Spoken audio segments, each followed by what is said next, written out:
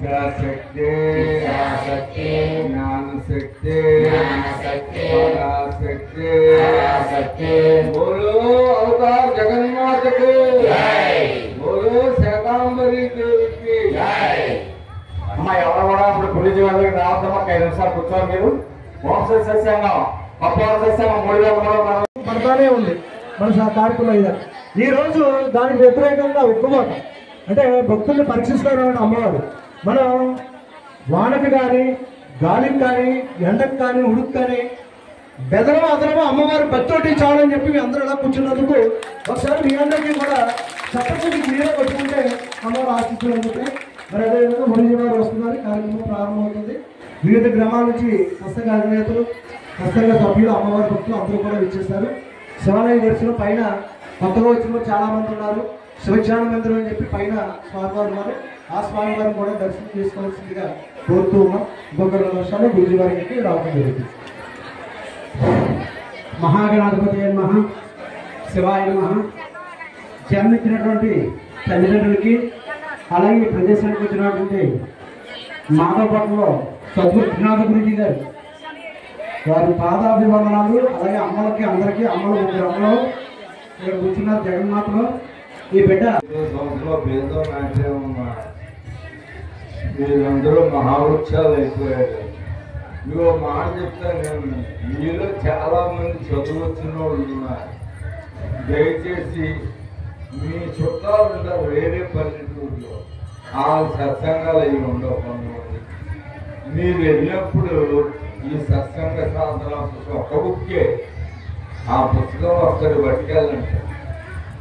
మా సత్సంగం ఎలా ఉంటుంది, ప్రతి ఊళ్ళో చదువుకున్న వాళ్ళు ఎక్కువైపోయారు.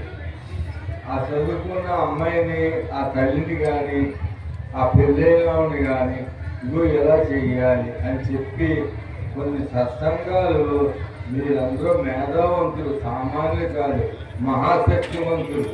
సత్సంగ సభ్యులు ఎంతైనా శక్తివంతులు. కాబట్టి 100 పనులున్నా భోజనం మానద్దు, 1000 పనులున్నా 1000 పనులున్నా స్నానం మానద్దు. స్నానం 3 పనులున్నా దానం చేయడం మానద్దు. కోట్లాది కోట్ల పనులున్నా దేవుడి నామం మానద్దు. కొన్ని కోట్ల పనులున్నా సత్సంగం మానద్దు. దయచేసి సత్సంగం బాగా చేయండి. ఇటుపక్క దగ్గర వాళ్ళకి బలన్నా ఉంటాడా, ఇటుపక్క దగ్గర అయిన వాళ్ళకి ఇదిగో దుర్గాప్రసాదంగా చెప్పాను. మన కారుకి ఒక డ్రైవింగ్ ఆయన అతి జాగ్రత్తగా తీసుకొస్తుంటారు. ఆయనే ప్రత్యేకంగా 20 కేజీలు భూమి. అమ్మ ఒక మాట భక్తులు చెప్పమన్నా చెప్తున్నా, మీరు లోపలికి నెమ్మదిగా ప్రశాంతంగా వెళ్ళి ఎవరు సాధించారో అది తీసేసుకోండి. కొంత ప్రసాదంగా పట్టుకెళ్ళండి. ఫోన్ చేసి వాళ్ళకి ఆకులు ఇంకెవరు తీసుకోవడం కాదు. భోజనంలో మనం ఎలగడ్డలు, కూరలు, సాంబారు, మజ్జిగ, అన్నం, పచ్చడి అన్నీ ఉంటాయి. దానికి తోడు మీకు ఏది ఇష్టం, మీకు నచ్చింది పట్టుకెళ్ళిపోవడం ఇష్టమా, అందరూ కడుపులో కొద్ది పడ్డం ఇష్టమా? మాకు పెంచాక వచ్చింది చెప్పి అలాగా ఏర్పాటు చేస్తాను. ప్రసాదం ఇంకా ఆకులే ఎక్కేస్తారు. అయితే లోపల వాళ్ళకి పట్టుకెళ్ళిపోయింది కదా, పట్టుకెళ్ళిపోయింది మరి. అప్పాజీ బాగున్నాయి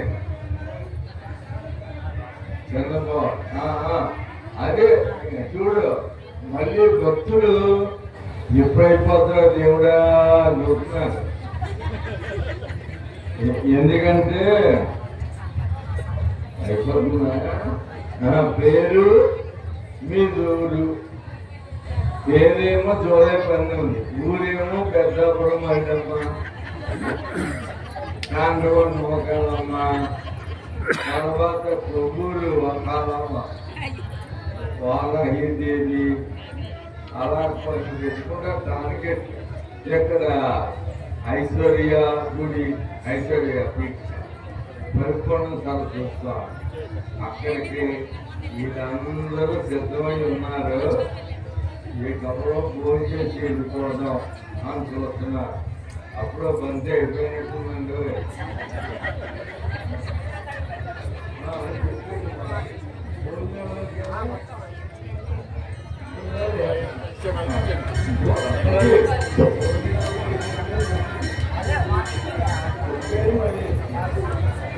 అమ్మా అందరూ తీసుకొచ్చిన ప్రసాదాలు అందరూ ఏమి తేడాలు టేస్ట్ చూస్తారు.